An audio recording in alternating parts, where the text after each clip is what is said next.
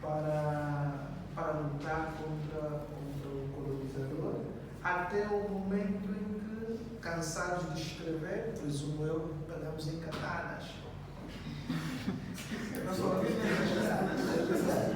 Neste momento, nesta fase, o nível de literacia dos povos angolanos era muito baixo. Ou não? Como é que se conseguia combater usando a letra? Isso é verdade. É verdade. Repare, estamos a falar, mas a ideia de literacia também pode ser questionada. Aí as pessoas dizem, você problematiza muito. Sim, mas o que está a dizer? O povo tinha noção de muitas coisas. Tinha sim noção de muitas coisas. Mas estamos a falar da alfabetização. Não pode dizer literacia, outra coisa é alfabetização. Pode ter uma visão do mundo, tem medicamentos, tem todo um conjunto de sistema, de coisas. Mas então, se entendemos na ideia de letra, alfabetização, é verdade. Portugal foi das colônias que menos fez, foi dos colonos que menos fez para as suas colônias. Isso, em parte, também tem reflexo no modo como hoje nós estamos. A ideia de ensino das colônias portuguesas não era muito tida. A ideia era explorar, de todas as formas, estes locais e as suas populações. E porque sabe que a educação, e hoje também podemos aqui, se calhar, problematizar o modo como nós hoje vemos as coisas pela educação no país. Quanto é que o professor ganha? Como é que anda as nossas escolas? Quanto é que há no orçamento geral do Estado? Se é que salva nas escolas. Sim, é o texto que eu publiquei no último sábado, falando sobre isso. Quanto se coloca para a educação? Nós somos dos países que menos investem na educação. Até países mais pobres do que nós que investem mais. O Congo investe 18%, nós investimos 6%. Estão a ver a diferença? E estamos em acordos que dizem que nós temos que, o mínimo a se investir, são 18%. Portanto, voltando à abordagem, Portugal foi dos países que muito pouco fez pela educação das colônias. Só a partir de, imagine que os estudos universitários aqui só surgiram entre 1963, estava 62, que se começa a e já tem, o povo já está cansado, não quer mais ver essa colonização, e já está a pegar em katanas, está a pegar em armas, está a lutar. Então, se entendemos assim, vamos ver que é verdade, muito fraco investimento no homem. Fraco investimento. E este fraco investimento, assim, Professora, achava-se a escrita com meio de atingir as mentes. Eu insisto. A partilha do texto, a conversa sobre o texto, está a ver a importância da oratória.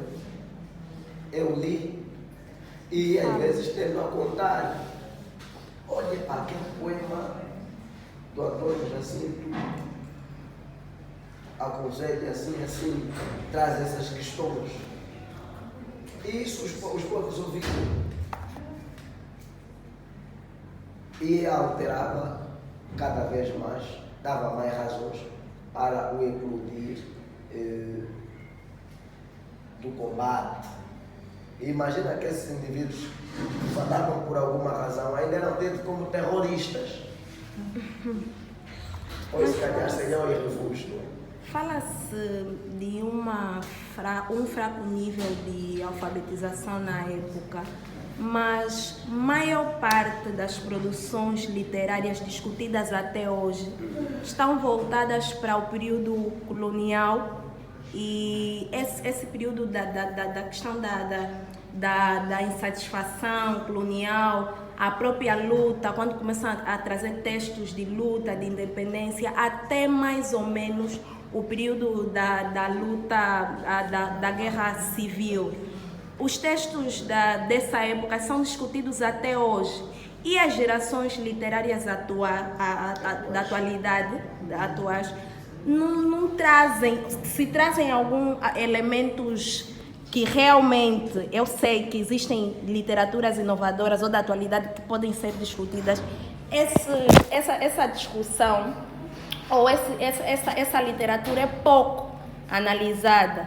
E existe também a própria questão da nossa atualidade acabar por desvalorizar e denigrir essa nova geração. As nossas discussões acadêmicas ainda são muito voltadas para os textos antigos e o próprio o anglo-pessimismo, olhar para a literatura angolana. Eu conheço muita gente que se diz amante da literatura que não gosta da literatura angolana, deprecia a própria literatura angolana, principalmente a literatura atual. Então, como é que podemos resolver e discutir esses assuntos ligados aos próprios problemas sociais, que trouxe aqui a questão da educação, a questão da saúde e outros problemas que normalmente a literatura, dentro das várias funções, a função social principalmente, traz. Como é que atualmente nós vamos discutir esses aspectos, tendo em conta essa depreciação feita da atual literatura? Sim, é uma questão importante, necessária, não é? Vamos assim dizer.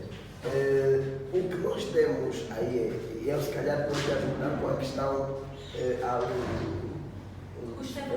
acho que saiu há pouco, ele também traz uma questão que são mais para a atualidade. Mas podemos já dizer que falta de mais leituras atualmente. Temos que ler mais os escritores da atualidade, porque trazem novas temáticas, trazem temáticas mais atuais. Alguns que fazem recurso à história, mas são poucos. Então as temáticas são mais atuais. Agora, também é verdade que o preço dos livros não ajuda muito. Então, se as pessoas têm pouco acesso ao livro, não vão ler em muitos casos. Mas será que o fator principal está mesmo no preço, nos livros? Porque nós vemos pessoas jovens, principalmente, a gastarem muito mais do que se gasta em livro, ou do que se podia gastar em livros. É bem verdade que a nossa indústria livresca ainda é muito pobre, as editoras ainda carecem de vários... o próprio Estado ainda não investe como tal na literatura. Mas a nossa juventude também não acaba por ter esse... Não entendi? Para quê? Vou tirar o quê? Eu preciso ser estimulado a leitura. Como é que se criaria esse estímulo? A partir de que se criaria esse estímulo? Vamos já chegar aí. Esta geração que nós chamamos do movimento dos novos intelectuais, a geração da mensagem, esta vai se prolongar a sua atividade até mais ou menos os anos 60 a 70, que depois nos anos 70 surgem novos autores e aí estes novos autores vão trazer já alguma nova tendência, mas não são tantos, daí a continuidade e muitos membros fundadores, por exemplo, da União dos Escritores, são ou foram também desta geração, nos que vemos aqui, da geração do movimento dos novos intelectuais. E outros da cultura também, do Andino Vieira, e surgem novos escritores dos anos 70, sim, com novas tendências, um pouquinho silenciadas também, mas estes continuam a sua produção até 1979. aqui é a questão do estímulo que vocês questionam. Reparem que nos primeiros anos da independência, nós temos um escritor que é poeta. E a Angola se imprimia, como era um Estado socialista, imprimíamos 10.000 exemplares. Veja, um livro, 10.000 exemplares. Hoje se imprime 500, 300 ou 200, às vezes 100 exemplares. E os livros circulavam. Os estudantes tinham que ler. Os militares tinham que ler. No cabaz via livro. No cabaz via livro. Agora, nem a cabaz. A palavra é arcaica. Daqui a pouco a palavra cabaz vai desaparecer. É só olharmos na premiação que o estudante ganha as Olimpíadas de Matemática recebe. E se compararmos com o concurso de beleza. Ok. Sim. A mulher que vai lá, só Deus já fez tudo, ela não fez nada, só andou. Fez. Mas é a questão das prioridades. Sim. A questão das prioridades. Então, reparem, todos esses elementos. Daí eu chamar a atenção de uma geração que surge muito mais recentemente, de 2010 a 2020, um pouco até ao presente, que eu chamo de geração da insanidade. Estamos num tempo que parece insano. É verdade. Está vendo? As prioridades. Professor, então eu gostaria de saber como é que o professor tem contribuído, da geração de 2010 à atual, o que é que o professor tem feito e como é que o professor tem, com o que é que o professor tem contribuído para o estabelecimento da organização do lado e também gostaria de receber referências de escritores só da nossa geração de 2010 atual que tem sido uma da literatura. Desculpa, antes de responder à questão da mesa, é só para dizer que é a última questão. Agora tem duas. Também tem, já está Então, vamos já resumir isso. Mas eu, pelo menos, achei que no desenrolar da conversa vamos falar sobre literatura, também íamos falar sobre o cânone. Porque falar sobre o cânone também é trazer uma discussão abrangente. Sim. A literatura atual versus a literatura classista. Então fica a questão, né? Quanto os estatutos ou a estruturação, o critério ou o perfil de autores, para que estes mesmos sejam considerados autores dignos de pertencer à academia, ao pertencerem ao número de autores com livros denominados como Cânone. Sim, o canônico. O professor Lopes e o professor Bernardo têm mais um tema para abordarmos. Mas o tema, cara, né? O cânone é agora, a questão do cânone é muito interessante. O tema que traz a conversa, é muito interessante também. Mas repare, antes de eu responder a questão dela, eu já vou aproveitar para terminar um pouquinho aqui. Está a faltar 3 gerações praticamente. Temos ainda, então, esta geração que vai continuar, a geração dos novos intelectuais da Angola. Esta continua até o ano de 1979. Esta geração, hoje ainda tem alguns membros desta geração vivos.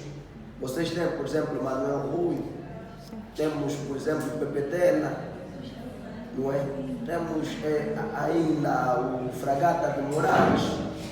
Portanto, estão vivos estes escritores e podem ler as suas obras. Mas nos anos 80 surge uma outra ideia, e aqui alguém disse de geração das incertezas. Mas tu, ok. Este conceito de geração das incertezas não é um conceito verdadeiro se olharmos para o que nós trouxemos aqui. Por quê? São um conjunto de escritores que começaram a publicar nos anos 80, começaram a produzir nos anos 80. E aí temos Lobito Feijó, temos, por exemplo, Luís Candinho, temos Nelson Bonavena, que é Bonavena, na verdade, diferente de Nelson Bonavena. Temos ainda outros escritores, Antônio Panguila, João Tala e outros. Mas esses escritores não faziam parte dos mesmos movimentos literários. Ou seja, uns sim, outros não. Ou seja, nos anos 80, para abordar o fenômeno literário, temos, de um lado, as Brigadas Jovens de Literatura. Não é uma única, mas são um conjunto de brigadas. Na Huila, uma, no Amo, uma, Brigada Alda Lara. Em Luanda, uma, que era a Brigada Jovem de Literatura. E depois temos ainda os movimentos literários que vão surgindo, o Oanage, o Kishimula, não é? E estes vão produzir. Muitos desses escritores até hoje continuam a ser também as grandes referências da atualidade. Nos anos 90 aos anos 2000, há mais uma tentativa de silenciamento, ou seja, surgiram poucos escritores na década de 90 do século passado. E aí podemos destacar, por exemplo, Ezequiel Core, David Capelinguela, Sapiruca, por exemplo. E são poucos. E o mesmo acontece de 2000 a 2010. Estão a ver o fraco investimento no setor do ensino. Há pouca oportunidade para a publicação de livros. Vão fazer com que a nossa literatura tenha muitos dos problemas que aqui, por exemplo, a nossa amiga chamou a atenção. E existem esses problemas, não é? Ou seja, há cada vez menos escritores, mas parece haver muito mais escritores, mas agora se questiona a qualidade dos textos desses escritores. Daí muitas vezes, como disse a outra minha amiga, se recorrer aos textos do passado, porque têm uma visão de mundo, são muito mais sólidos. Então aparecem todas essas questões. E de 2010 ao presente vimos aquela que eu chamei de geração da insanidade, tendo em conta todos esses elementos que nós vimos aqui. A questão das prioridades, a questão de como as coisas têm andado no país, e depois os textos desses escritores vão em muito trazer essas temáticas. Não é? E dizia, por exemplo, o outro nosso amigo, que parece que a voz da agora continua clamando no deserto. Portanto, são estes elementos que nós podemos aqui trazer. E agora a questão da nossa amiga, algumas referências desses novos tempos. E o que é que o professor tem feito? E o que é que eu tenho feito? Com quem o professor tem contribuído? Ok, bom, eu sou um simples senhor que veio aqui falar, já estou contribuindo. Escrevo também, não é? Faço abordagens sobre aspectos culturais, sociais e até políticos sobre o país, não é? Críticas, não é? Sobre o modo como estão as coisas, e vocês puderam se calhar ver aqui o modo como eu fiz a abordagem e relacionando com muitas coisas que às vezes parecem não ter sentido. A questão do bacalhau, por exemplo. Mas depois relacionar com outros elementos. Participo de colóquios nacionais e internacionais. E vamos procurar fazer também algumas atualizações para mostrar que há estudos a surgir. E aí o professor Lopes, como gestor de uma categorização para uma universidade moçambicana sobre as produções da literatura rural. Muitas vezes parece que já não há produção. Lá fora muita gente pensa que não há produção. Sim. Mas há sim produção. E já para dizer alguns escritores, como você pergunta, não é? Aqui eu vou começar com as senhoras, a Cíntia Gonçalves, a Bel Neto, que estudou nessa universidade, também. Há ainda a Estela Constantino, o Lopes Francisco, que vai dizer é uma produção interessante, não é? Porque nós temos hoje um déficit na produção de literatura para crianças. Não é literatura infantil, eu não gosto desse termo. É literatura infantil. Literatura infantil, eu vejo outras ideias na cabeça. Literatura para criança, não é? Porque literatura infantil parece muito simples, mas é muito difícil. Não é fácil produzir literatura para crianças. Então, e nós temos hoje problema de referência para as crianças. O que é que as crianças leem? Quais são as danças das crianças? E a pergunta seria se as crianças leem. Exatamente. São incentivadas a Portanto, é isto, é uma abordagem moderadora, já está pequena. Bom, colegas, para fecharmos, eu gostaria de agradecer a presença do professor aqui por nos esclarecer algumas dúvidas e agradecer os colegas por terem participado. E é tudo por hoje. Falou Bem, também não vamos durar muito tempo, porque já estamos assim só, acho que está bem. Olha, essas abordagens são importantes porque as humanidades parecem muitas vezes não ter sentido, e às vezes algumas pessoas podem vir vos dizer, e aquele texto eu falo sobre isso, não é? Há uma tentativa de aniquilarmos as ciências humanas, mas na verdade vocês não sabem porquê. É também uma censura, porque os estudantes de humanidade fazem questões como as que vocês fizeram. O estudante de engenharia quer saber de máquinas e tal, dinheiro e ponto. Mas precisamos de refletir o país, refletir o mundo, e só por meio das ciências humanas, como aqui vocês estão a fazer, comunicação, língua e comunicação, língua portuguesa e comunicação, é que vocês vão desenvolver uma visão crítica das coisas. Bem, então, mais uma vez eu agradeço ao João Fernando, que é, na verdade, se eu não estiver errado, o membro mais jovem da União dos Escritores Angolanos. É o membro mais jovem da União dos Escritores Angolanos. O conheço com muito prazer.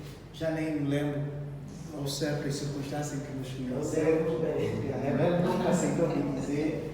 E muito obrigado. Espero que eu tenha aprendido alguma coisa. É muito fácil encontrar o João Fernando. Quando quiserem saber de alguma coisa, é fácil encontrá-lo.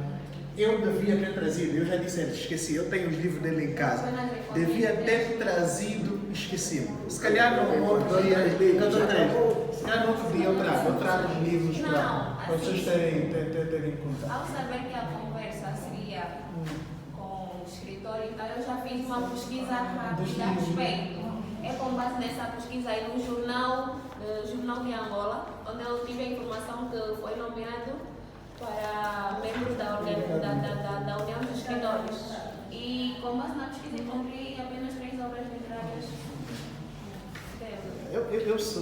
Depois eu trago, eu tenho em casa, trago para verificar. Bem, a vós resta agradecer a presença. Próxima aula, que será a última aula deste ano, eu vou ver se consigo acertar com a Bel Neto.